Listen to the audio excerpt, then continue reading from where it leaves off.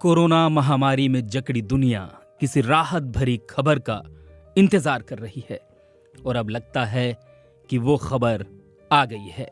दरअसल शुरुआती विश्लेषणों से पता चला है कि कोविड के लिए बन रही पहली वैक्सीन 90% लोगों में संक्रमण को रोक सकती है। ये वैक्सीन दुनिया की बड़ी दवा कंपनी फाइजर और बायोनटेक ने बनाई है। कंपनियों की ओर से कहा गया है कि ये विज्ञान और मानवता के लिए एक महान दिन है।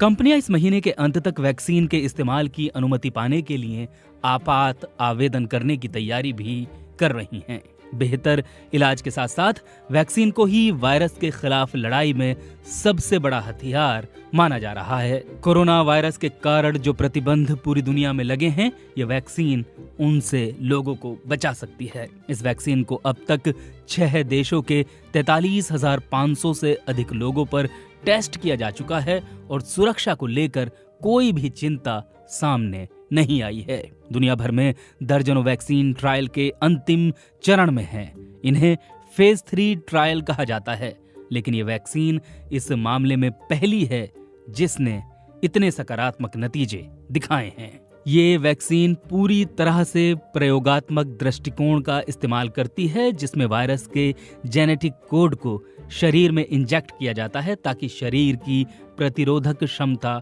वायरस से लड़ने के लिए तैयार हो सके।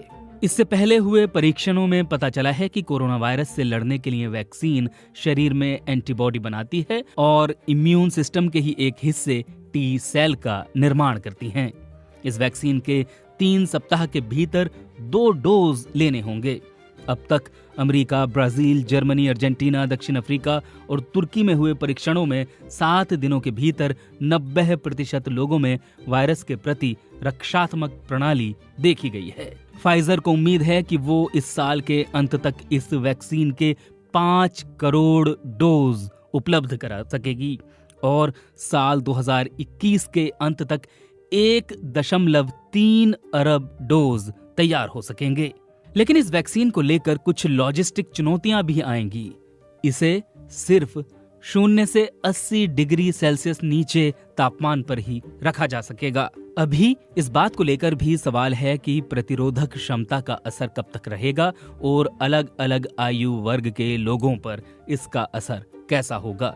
इस बारे में भी अभी कंपनी ने कोई विस्तृत जानकारी नहीं दी है। फाइजर के चेयरमैन डॉक्टर अल्बर्ट बोर्ला ने कहा, हम दुनिया भर के लोगों को इस वैश्विक संकट से बाहर निकालने के बेहद करीब पहुंच गए हैं। वहीं बायोनटेक के प्रोफेसर उगूर साहिन ने इस नतीजे को मील का पत्थर बताया है। अभी जो डाटा पेश किया गया है वो अंतिम विश्लेषण नहीं है। ये उन पहले 94 स्वयंसेवकों के डाटा पर आधारित है जो कोविड पॉजिटिव पाए गए थे।